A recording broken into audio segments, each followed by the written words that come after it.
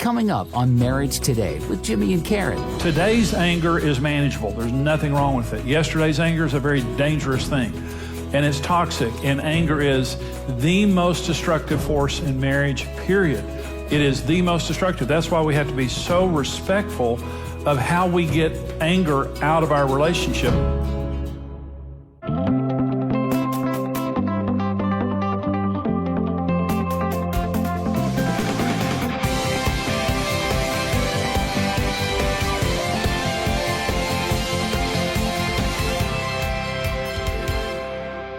If we're going to have intimacy in our marriages, we're going to have to deal with this issue of anger. Anger is inevitable, and it's normal. It's just a normal response. There's not something wrong with you because you have anger. God gets angry. You will never be so spiritual that you don't get angry. No one gets to that level, not even Jesus Christ. Jesus began and ended his ministry by being angry and cleansing the temple. And so God gets mad, we get mad. We just have to get to a point that we understand we get mad, but it's toxic. Today's anger is manageable. There's nothing wrong with it. Yesterday's anger is a very dangerous thing, and it's toxic, and anger is the most destructive force in marriage, period. It is the most destructive. That's why we have to be so respectful of how we get anger out of our relationship. Now, great marriages have anger. Karen and I get angry at each other. That's not the issue. That's just the way it is. But we know how to get it out. Early in our relationship, when we almost divorced, we had aged anger in our marriage that was there for years. And because of that, we couldn't talk about many things. We fought all the time. We had a cycle that we would go for a month or two and then have a huge blow up and then make up and go for another month or two. And by the time that the Lord began to heal our relationship, we were numb. We had fought so much. That's a dangerous way to live in a marriage. This is Ephesians 4, two texts in Ephesians 4. First of all, verses 26 and 27. Be angry and do not sin. Do not let the sun go down in your wrath, nor give place to the devil. The other text begins in verse 31. Let all bitterness, wrath, anger, clamor, and evil speaking be put away from you with all malice. Be kind to one another, tender-hearted, forgiving one another, just as God in Christ forgave you. And so that's the Apostle Paul in Ephesians 4 telling us about anger and all the ramifications. Here's what long-term anger does in your relationship. First of all, it destroys feelings of intimacy, passion, and optimism. Now, they came to Jesus and they were asking Jesus about divorce, and Jesus said it's because the hardness of your hearts that you divorce each other. Okay, hardness of your heart. Well, how do people go from being passionately in love in front of a preacher to being vicious and contemptuous in front of a judge? One drop of unresolved anger at a time. Anger destroys the garden of your love. And you see this beautiful, passionate garden of your love. It smells good, it looks good, there's such optimism, you're dreaming of this wonderful life together, but you go to bed every day, another drop of anger, and you wake up one day and your heart becomes hardened. That's how it becomes hardened. It's just one drop of unresolved anger. The other thing that unresolved anger does is it creates a habit pattern for us and an iniquity for our children. But parents have the most profound influence upon their children. And one of the things that we need to do in raising our children is to let them see us resolving conflict righteously. Judith Wallerstein wrote a book called The Unexpected Legacy of Divorce. And she was talking about divorced people and the children of divorce.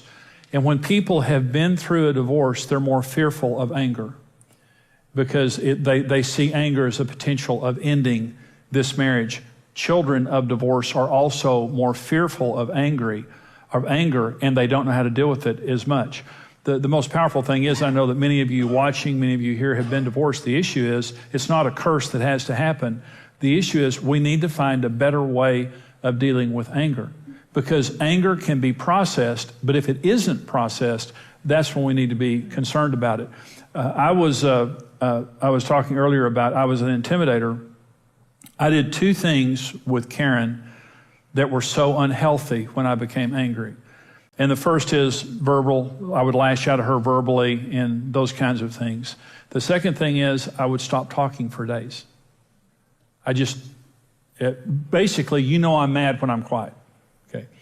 And so when I got really angry, we'd go for 3 or 4 days without talking. So unhealthy, so dysfunctional, and I don't want to pass that on to my children. And I thank God that my kids were little, when we started dealing with some of the bigger issues of our marriage. But understand, you're the most profound example that your children have. And the way that you deal with anger is probably the way they're going to deal with anger. Throwing things, cussing, slamming doors, or sitting down, praying, talking, and having a rational conversation.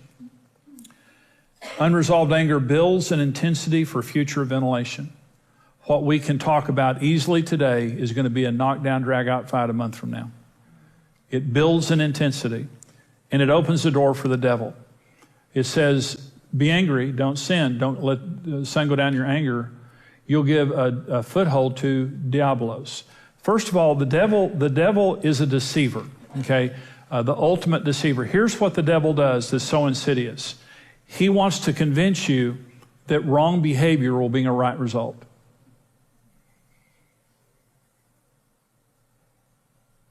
You can threaten divorce, you can cuss, you can yell, you can, leave, you can do all this and that, and it's going to shake your spouse into doing the right thing and fix your problems. It doesn't. Doing the wrong thing brings wrong results.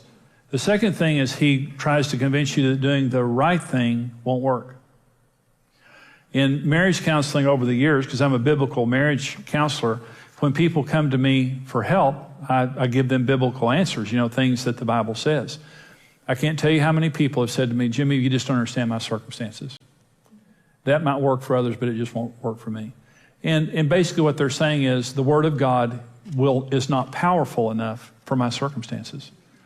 And even though God promises this, I don't believe that promise would be coming true for me because I accidentally married the devil. And I know that verse is true for most people, but I accidentally married the devil's ex-wife. And the devil is a deceiver. He's also an accuser. He accuses your spouse of evil motives. Okay, I want to say something to you. I want you to listen to what I'm about to say. Now, this is important. If you've gone to bed on anger at anybody, you've been counseled by the devil and you don't even know it. The word devil is diabolos. It means accuser, slanderer. When you go, fresh anger is fine. I still love you. You're the love of my life. Everything's great. But when you go to bed on anger and you wake up, there's thinking that you have now that you didn't have yesterday. And I don't know about you. Maybe I made a mistake. Maybe you're not the right one for me. The devil will accuse your spouse of evil motives. He will accuse them of being the wrong person for you. And he will accuse them of future actions they haven't even committed yet. It says that God has not given us a spirit of fear, but of love, power, and a sound mind. Fear is a prophet spirit from hell to give you a negative report about the future that will cause you to make a fear-based decision that God will not honor. So you're fighting, you're laying in bed back to back, not breathing, because you don't want to give your spouse the benefit of the fact you're alive. And you're fighting, and all these thoughts go racing through your head, right? And the movie starts playing out. Tomorrow I'm going to wake up, and I'm going to do this and this and this and this and this and this, and they're going to do this and this and this and this and this and this. And the movie starts playing out. Guess who is in control of that movie? Diabolos. When you went to bed on that anger, you opened a door for Diabolos. And he comes. See, what makes the devil dangerous is stealth. He doesn't come as the devil. It would be so much more convenient if the devil came to us and said, I'm, Satan H. devil, and I would just like to go ahead and come in and destroy your life if I could. And we slam the door and say, get out of here, devil. Wouldn't that be easier? But he slithers in like a serpent. That's why he took the form of a serpent in the garden, because you don't notice serpents. You're dead before you know it. They blend into the environment. Satan's perfect disguise is you, and his perfect disguise is your voice. We have to learn to take our thoughts captive and to discern the voice of the devil. And when voices come into our minds, accusing God, accusing our spouse, telling us lies that don't agree with the Word of God, we have to take those thoughts captive and kick them out. But when you go to bed on anger, you have invited the devil in. We were never designed by God to be a repository for anger. Anger, we are designed by God for anger to come in and out, never for it to stay. That's why the Bible is so insistent on forgiveness, that we can't endure it. It damages us on every level. So anger comes in and it goes and everything's great. Nothing's been damaged. When anger comes and stays, it is more corrosive than anything we can possibly imagine. And with that anger isn't just an emotion, it's a whole system of thoughts. And you find a person who's been angry all of their lives, they have so many toxic thoughts, it's unbelievable. I'm going to talk about conflict resolution here for just a minute. When we're resolving conflict within our marriages, we need to choose the right setting, not around the kids. The kids are going to watch us relate. The kids are going to watch us talk some things out. But for the more serious conflict resolution, we need to be alone. Our emotions need to be under control. Don't wait till next week, but you might wait for an hour or two if your emotions are not under control. The second thing is begin every confrontation with affirmation. Now, this is research. Now, listen. A conversation never rises above the level of the first 3 minutes. The way you start a conversation dictates the end of the conversation. This is research. So it's called negative startup, harsh startup. If I start a conversation with you saying, let me just tell you something, I'm sick of you and I'm not taking this anymore and I've got my lawyer's number on speed dial, depending on the outcome of this conversation. I'm threatening and like that. Hey, that's not going to be a good conversation, right? But if I come to you and I say to you, I love you, you're my best friend, and I'm so glad we're on the same team, and I'm committed to our marriage. I need to talk to you about something, but I want you to know I love you. I'm committed. Makes all the difference, doesn't it? Proverbs 15, a soft answer turns away wrath, but a harsh word stirs up anger. Proverbs 16, pleasant words are like a honeycomb, sweetness to the soul and health to the bones. See, in Psalm 100, it says, we enter into God's gates with thanksgiving, enter his courts with praise. See, we're made in the image of God. Now, you can say anything you want to me. You're not going to get into the gates of my heart without being thankful. And you're not going to get into the courts of my heart of hearts without praising me. No one who doesn't believe in me will ever influence my life, because I'm never letting you inside. And you can be sitting with a person and there's a problem that you need to talk about. So you're never going to deal with the problem until you get inside. And when I'm thankful and when I'm positive, you're going to open your gates, you're going to open your courts, and we're going to be able to talk this thing out. But when I come to you accusing you, when I come to you angry like that, there is not a way on earth you're going to influence me right now. So we're made in the image of God.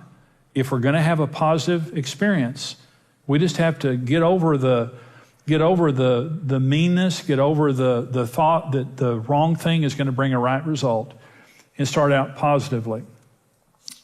Number 3, I'm talking about conflict resolution. Communicate your complaints and feelings without fixed judgments or interpretations. Let me tell you what I mean by this. There's a difference between complaining and criticizing. Complaining is talking about me and my feelings. Criticizing is talking about you and your behavior. So let's just say Karen said something that I didn't like. And I go to Karen, and here's 2 ways that I can deal with this. I go to Karen and I say, you said this and this, this. I know why you said it. You're trying to get back at me for yesterday. I know exactly what you mean by that. And I just want you to know I don't appreciate it. You're mean-spirited. And Karen's going, whoa, whoa, whoa, that's not what I meant. Yes, you did. Or here's what I could do. I could go to Karen and say, Karen, you said something to me. You probably didn't mean anything by it, but it bothered me. And that's not necessarily your problem. I just want to tell you how I feel. When you said that, this is how it made me feel. And I just want to talk about it because I don't know what you meant by it. See, complaining means I want to tell you something that I'm feeling. but I'm not going to try to interpret it because I don't know what's in your heart, only you do. Criticizing means I'm attacking you and I'm telling you how you're feeling. All of us get very, very defensive and offended when a person begins to accuse us. In other words, the judge and jury have met, and now all we're getting is the sentence. But we weren't a part of making this thing work. We also need to understand the difference between a specific complaint and globalizing a complaint. Okay, when I can complain and you don't feel threatened by that. A specific complaint, listen to these two things. You told me, this is a specific complaint. You told me you would take out the trash and you didn't. That makes me feel stressed out because I have a lot to do. It also violates me because you told me you would do it. Okay, that's specific, okay? You didn't take out the trash. All right, here's a global complaint. You never do anything around here. All the responsibility is on me and you just take advantage of me all the time. See, a specific complaint is bringing up a cracker and handing it to your spouse and saying, we need to talk about this cracker. A global complaint is throwing an elephant in front of your spouse and saying, eat it. You never do anything. How am I supposed to deal with never doing anything? I can deal with a specific issue, and also I want to tell the difference between men and women. Now, again, this is research. Men and women are very different.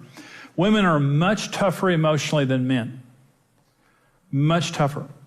And men, we can't process information emotionally like women. Now listen, research proves when a man's heart rate goes above 100, he can't hear and he gets disoriented.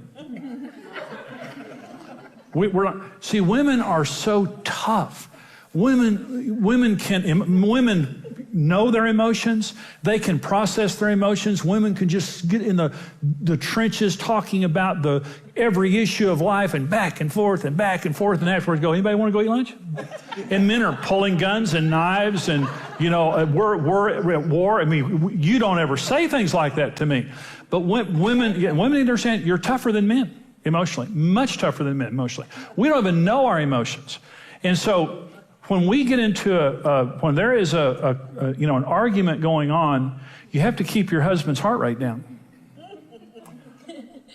And by doing that, it's honor and respect and the tone in your voice and all things. Understanding it's not a fair fight. You're better than us. Proven in research. I hope that teaching was a blessing to you. That is just really a small part of a full resource that we do called Return to Intimacy. It's all about intimacy. And in this resource, we talk about disarming destructive anger, disarming destructive fear, disarming destructive dominance, which affects so many marriages, and also the secrets of intimacy in marriage, how to understand just the issue of intimacy, because intimacy is the prize of marriage. We get married because we want to be intimate, but in almost all of our marriages, we struggle. We get into fights, and maybe there's division, or maybe there's drifting apart. And this is how you can build the marriage of your dreams and deal with problems that you're experiencing in your marriage. A full 4-part series. And right now, for your gift of any amount to support us here at Marriage Today, we're going to give you the full CD series, Return to Intimacy, 4-part. And also now for your gift of $90 or more. If you can just be generous with us and send your most generous gift right now to support the ministry here at Marriage Today, we'll send you the full DVD series, 4-part, Return to Intimacy, along with our one devotional book. The one devotional book is just a wonderful book to read by yourself or read together on your date night or as a couple to help you build the marriage of your dreams. You can succeed in marriage. You were made for marriage. God never creates anything to fail, but we just need the right information. This will help you. Here's how you can get this. Support Marriage Today with your best gift and receive the series Return to Intimacy. In this series, you will discover how to keep intimacy thriving and growing, why fear causes us to react, and practical steps to resolving anger, conflict, and dominance. When you devalue and reject the thoughts of your spouse, intimacy is out the window. For your gift of any amount to support Marriage Today, you'll receive the entire Return to Intimacy series on CD. For your gift of $90 or more, you'll receive the series on DVD. We'll also include the one devotional book filled with 52 marriage-building devotions as a free bonus to the DVD teaching series. The word intimacy means inner closeness. That's what it means. It means close on the inside. Recapture closeness in your marriage like you've never experienced before. Whatever your situation, you can return to intimacy.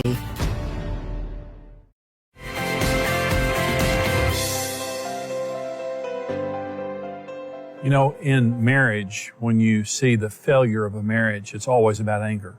I mean, when you go from goodwill and intimacy, and this entire seminar, what you saw today is from our Return to Intimacy seminar, is when you see a marriage begin to implode, it's always because you're not able to process your anger. In other words, you know, we all have anger, and a good marriage has anger. When you have anger in your marriage, it doesn't mean you have a bad marriage. When you cannot process that anger, you're going to have a bad marriage. And that anger is going to continue to accumulate. It's going to continue to compromise your emotions. Ephesians 4 says, don't go to bed on anger, because the devil will come. It says, you give a foothold to the devil, and he'll slander your spouse to you. And I just want to say this in closing this program.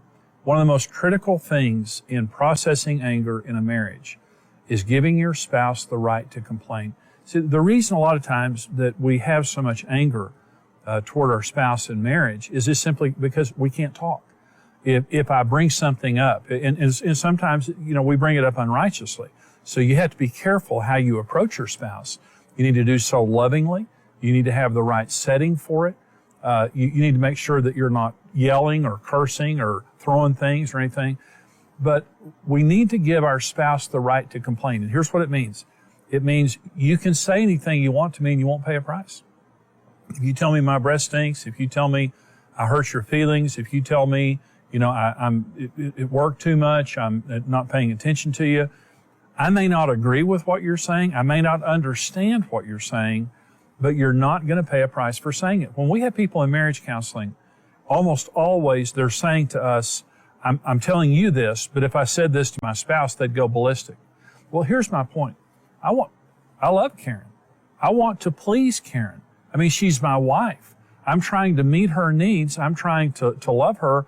Why would I be so threatened to hear a complaint from her? See, early in our marriage, when we had a bad marriage, Karen couldn't say anything to me. I'd go ballistic.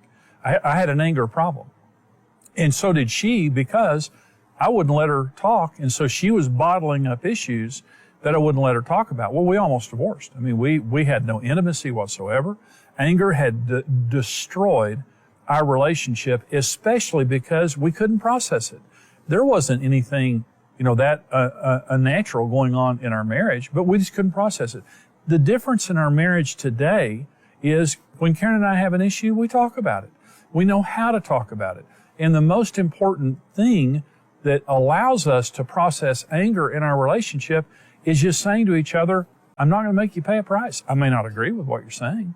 You know, I may not understand what you're saying, and we're going to have to talk this thing out.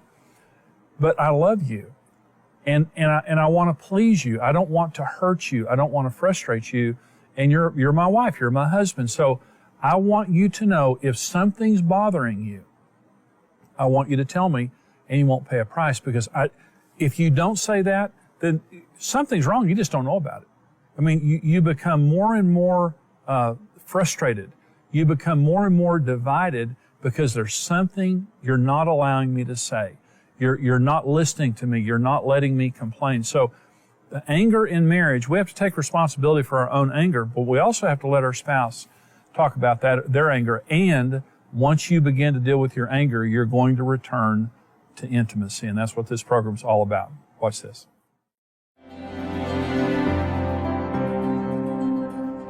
You know, marriage today is under attack. There is absolutely no doubt about it. It's just under attack. And we raise the standard. Marriage today exists to come to you and to people all across America and around the world and help them to succeed in marriage. We see the media, we see the entertainment industry, we see our own government so disrespectful of marriage, the way God created it. And today we see an absolute assault against the family unit and against traditional marriage. Marriage today exists to raise the standard, God's standard for marriage. And so would you help us? We're asking you, if you're blessed by this ministry, if you believe in what we're doing, the information is there on your screen of how you can call us, how you can write us and send us a gift, or how you can go online right now on our secure website and give to support Marriage Today. No gift is too small, no gift is too large, and everything that you give to us goes to minister to marriages, to keep little children together with their parents, to keep families intact, and to give the next generation hope that marriage works. Marriage works 100% of the time when you do it God's way. We all have a 100% chance of success in marriage when we do it according to God's design. And that's what we love to do. We love to give people hope.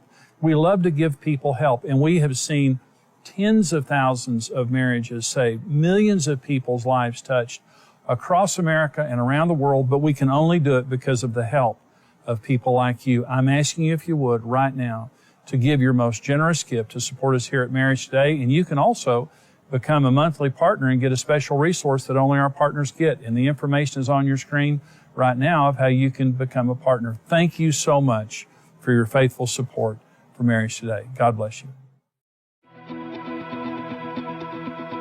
Going through divorce is a lot to ask of children and often results in years of emotional pain. It's a violent ripping apart of their parents and a sense of abandonment. What sometimes we see as a quick way out can mean complete loss for a child. You have a 100% chance of success in marriage. You were made for marriage. Marriage Today exists to protect children from the pain of divorce and to steer couples away from marital failure by telling them the truth. When you stand with Marriage Today, your individual effort multiplies with other like-minded partners, and together we can rebuild a legacy of strong families around the world. Choose your level of partnership today and receive immediate access to the video streaming library. Become a rock-solid partner today. Thank you for watching Marriage Today with Jimmy and Karen. Subscribe to Marriage Today's YouTube channel for more marriage-building videos and